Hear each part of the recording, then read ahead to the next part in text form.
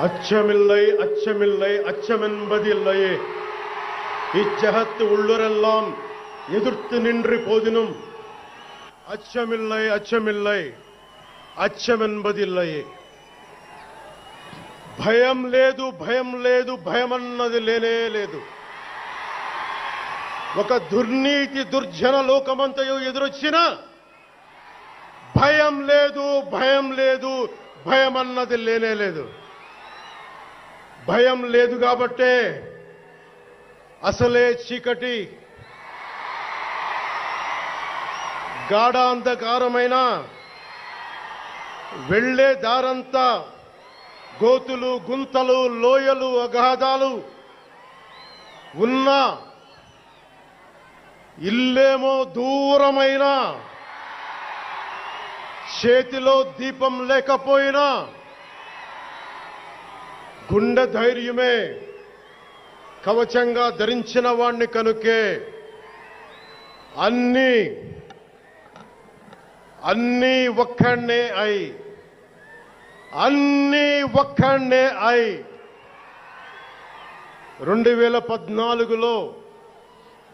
2014లో జనసేన పార్టీని స్థాపించాం. భావ తీవ్రత ఉంది గనుకే 2018లో పోరాట యాత్ర చేశాం. ఓటమి భయం లేదు కాబట్టే 2019లో పోటీ చేశాం. ఓడినా అడుగు ముందుకే వేశాం. మనం నిలబడ్డాం, పార్టీని నిలబెట్టాం. మనం నిలదొక్కుకున్నాం. మనం నిలదొక్కుకోవటమే కాకుండా 4 దశాబ్దాల టీడీపీ పార్టీని కూడా నిలబెట్టాం.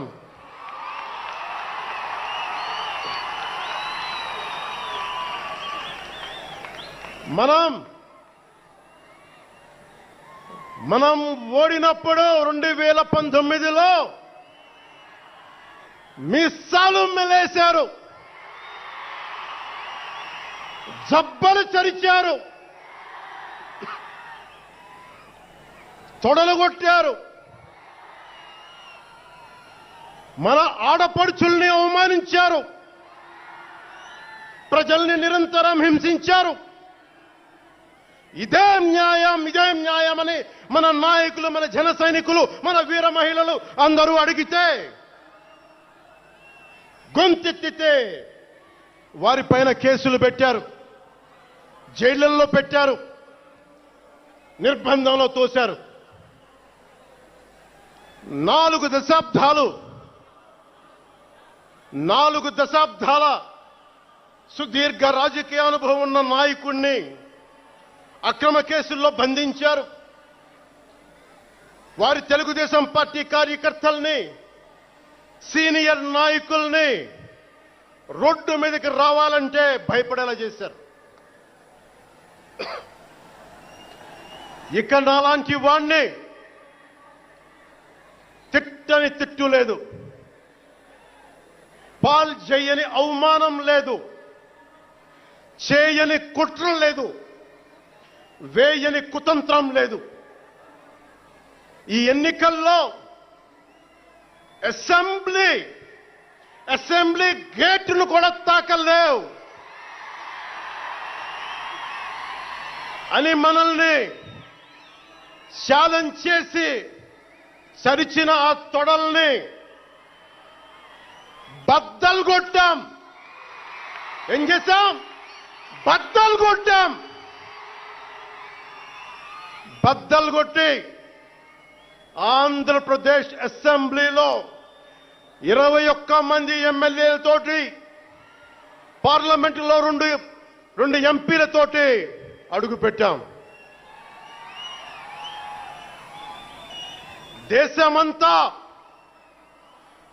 దేశమంతా తల తిప్పి తిరిగి చూసేలా 100% స్ట్రైక్ రేట్తో ఘన విజయం సాధించాం. ఎన్డీఏ కూటమి ప్రభుత్వాన్ని నిలబెట్టాం. ఈ రోజు జయకేతనం ఎగరేస్తున్నాం. జై జనసేన, జై జనసేన, జై జై జనసేన, జై.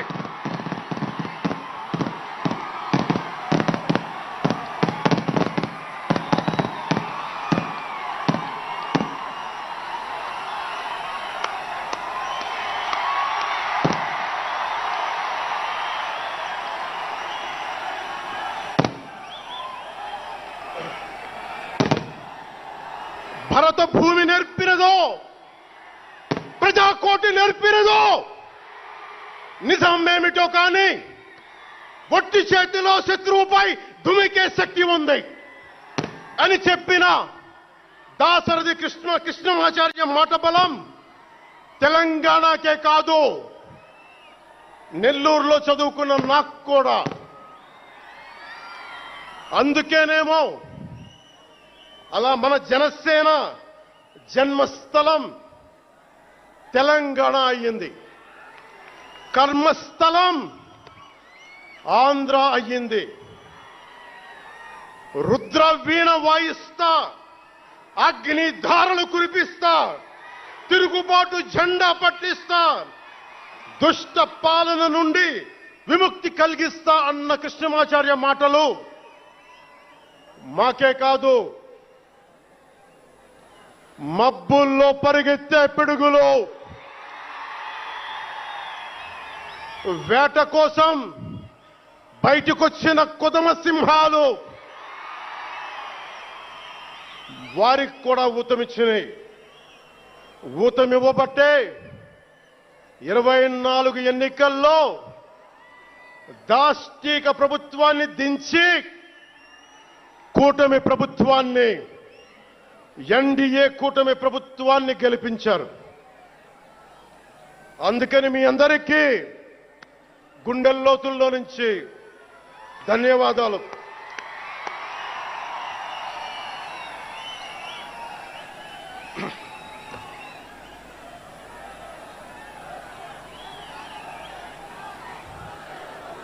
మూగబోయిన కోటి తమ్ముల గళాల పాట పలికించి కదిలి జవమ్మ కూర్చి నా కళానికి బలమిచ్చి నడిపినట్టి నా తెలంగాణ కోటి రతనాల వీణ, నా తెలంగాణ కోటి రతనాల వీణ. అలాంటి కోటి దివిటీల క్రాంతి జ్యోతి తెలంగాణకు ఆ రోజున కరెంట్ షాక్ తగిలి చనిపోబోయిన నాకు కొండగట్టు ఆంజనేయుడి దయ, తెలంగాణ అన్నదమ్ముల దీవెన, నన్ను ప్రేమించే ప్రజలందరి దీవెన నాకు పునర్జన్మనిచ్చింది తెలంగాణ భూమి. అలాంటి తెలంగాణ నేల తల్లికి నా వందనాలు, హృదయపూర్వక వందనాలు. బండెన్క బండి గట్టి 16 బండ్లు గట్టి ఏ బండిలో పోతావు కొడక నైజాం సర్కారోడా అని కాలిక గజ్జగట్టి, చేత కర్రబట్టి కాలిక గజ్జ కట్టి ఆటనే పాటనే ఆయుధంగా మలిచిన వాడు, యువత గుండెల్లో పోరాట స్ఫూర్తిని నింపిన వాడు, నేను కనిపిస్తే ఎలా ఉన్నావురా తమ్మి అని ఆప్యాయంగా పలకించే మన మధ్య లేని నా అన్న, నా గద్దరన్న, నేల నుంచి వచ్చిన నా తెలంగాణ జన సైనికులకి, జనసేన నాయకులకి, వీర మహిళలకు నా హృదయపూర్వక శుభాకాంక్షలు. మా ఆడపడుచులు, మా వీర మహిళలు, మీ పోరాట స్ఫూర్తిని నేను మర్చిపోలేను. మీరు నా దృష్టిలో, ప్రజల దృష్టిలో, అందరి దృష్టిలో మీరు రాణి రుద్రమ్మలు, వీరనారి గున్నమ్మలు, మా జనసేన వీర మహిళలు, మా జనసేన ఆడపడుచులు, అందరి క్షేమం కాంక్షించే సూర్యదేవుని లేలేత కిరణాలు. తేడా వస్తే కాల్చి కథం చేసే లేజర్ బీములు మా జనసేన వీర మహిళలు. అలాంటి మీకు, మా ఆడపడుచులకి, మా వీర మహిళలకి నేను మీకు రుణపడి ఉంటాను. ఈ రోజున కొణతాల గారు చెప్పినట్టుగా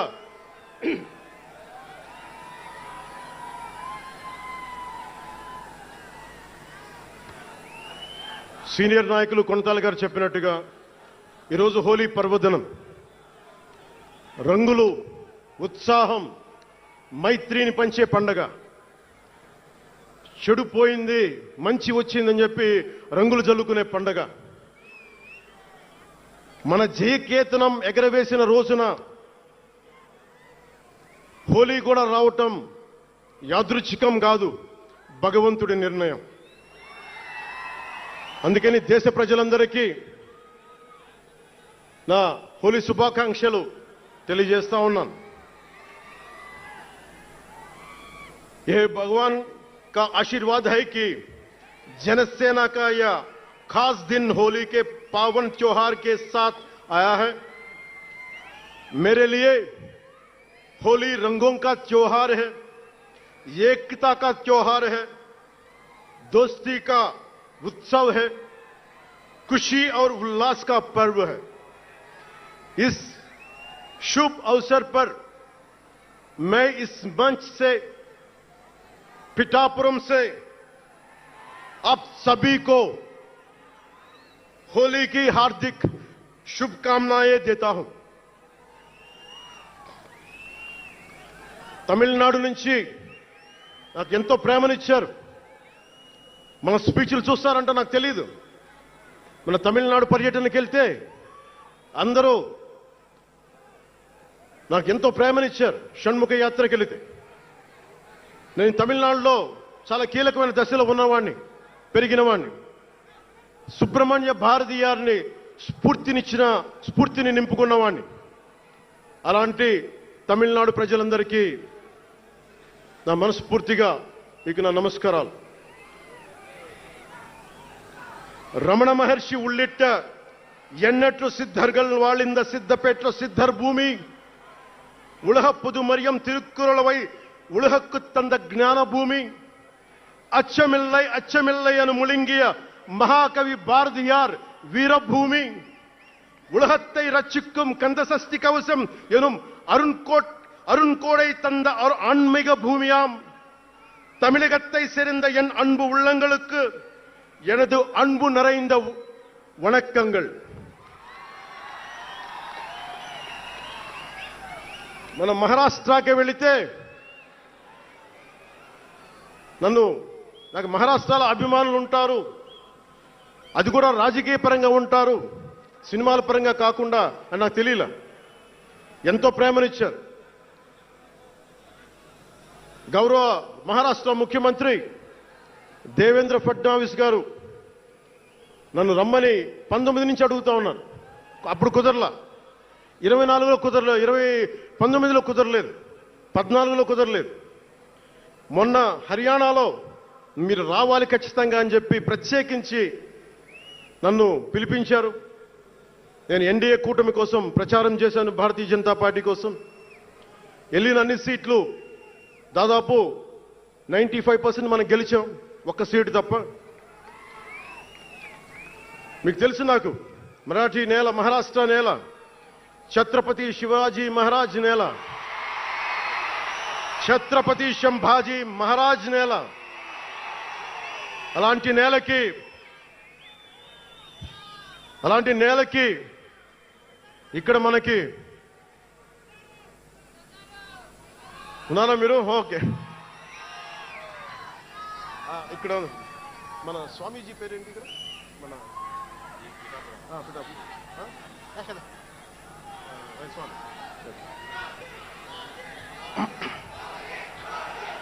छत्रपती शिवाजी महाराज आणि छत्रपती संभाजी महाराज यांच्या महाराष्ट्र भूमीतून आलोल्य सोलापूर, लातूर, बिल्लारपूर सारख्या जिल्ह्यांतील जनसैनिकांना माझा मनपूर्वक नमस्कार.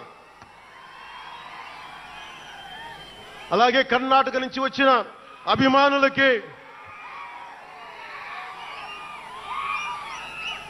ಕರ್ನಾಟಕದಿಂದ ಈ ಹಬ್ಬಕ್ಕೆ ಆಗಮಿಸಿದ ನನ್ನ ಜನ ಸೈನಿಕರಿಗೆ, ನನ್ನನ್ನು ಪ್ರೀತಿಸುವ ಕರ್ನಾಟಕದ ಜನ ಸೈನಿಕರಿಗೆ హృత్పూర్వక నమస్కారాలు. చాలా భాషలు అయిపోయినాయి కదా. అది మీకు అర్థమైంది కదా. రెండు భాషలు ఒక్క భాషలా కాదు. భారతదేశానికి కావాల్సింది తమిళనాడుతో సహా we need multiple languages, not just two. We need multiple languages to keep, not just for the integrity of the country, but also to understand each other, to share love with each other.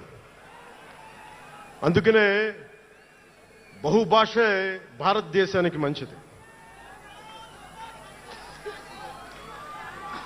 చెప్దామా Bharat మాతాకి జై. బోలో భారత్ మాతాకి.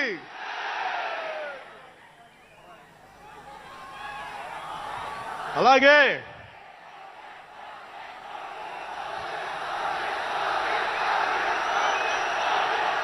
చేద్దాం వస్తుంది.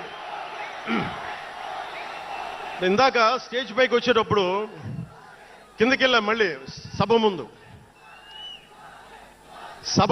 చాలా సినిమాలు ఆపండి. చాలు ఓజీ చాలు. అంటే మీ అందరికీ నేను సినిమాలు ఎందుకు వద్దని చెప్తానంటే, సినిమాలు తక్కువ చేయడం నా ఉద్దేశం కాదు. మీరు ఓజీ సినిమాకి వెళ్ళి జనసేన జిందాబాద్ అని ఎలా అనకూడదు, ఇక్కడికి వచ్చి సినిమా ఎందుకు అనకూడదంటే, ప్రాణాలు తెగించున్నారు ఇక్కడ వాళ్ళందరూ, ఇక్కడ జన సైనికులు. ఎందుకు సినిమా మాట్లాడకూడదు అంటే, 450 మంది పైచీలకు జన సైనికులు సినిమాలను కాదు సిద్ధాంతాలు నమ్మి చనిపోయారు. వారి గౌరవం కోసం.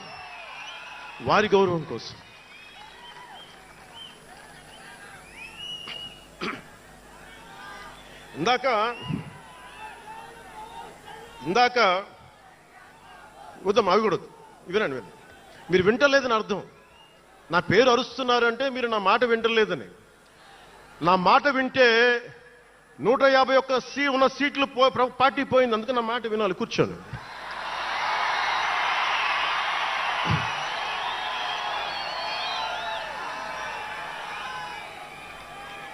ముందుగా నేను 11 సంవత్సరాల క్రితం పార్టీ పెట్టినప్పుడు, ఈరోజు మీకు డేటాలు చెప్పను, ఎన్డీఏ ప్రభుత్వం గురించి వీటిని చెప్పలేను.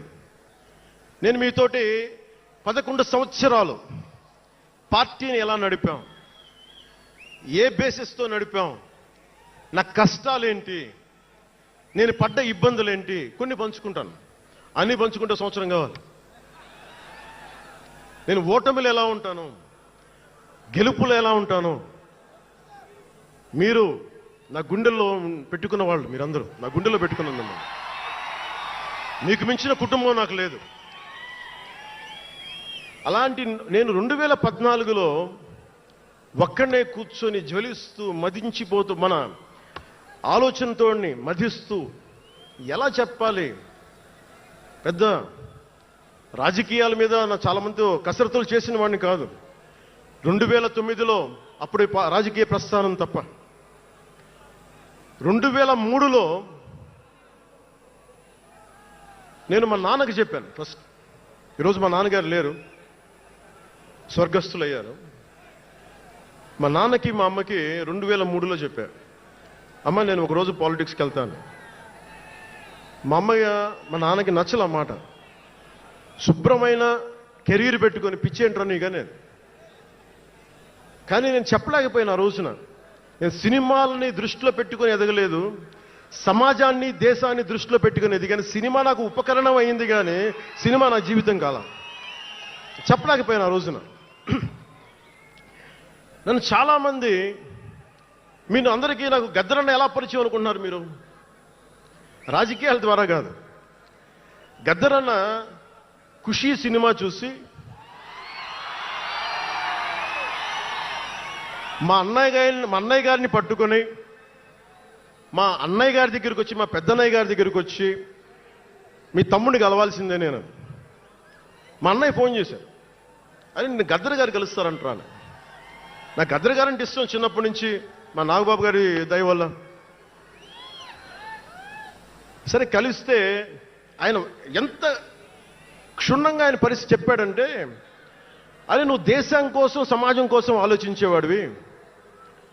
నీ ఏ మేరా జహా అనే పాటలో నువ్వు భరతమాతని సంఖ్యలలో బంధించి పెట్టావు కదా, నీ భావం నాకు అర్థమైందిరా అన్నాడు. నువ్వంటే నాకు ఇష్టం రా తమ్మి అని చెప్పి ఆ రోజు నుంచి మాకు స్నేహం. అది నాకు అన్నా తమ్ముడు బంధమైందని ఆయన చనిపోయేలోపు.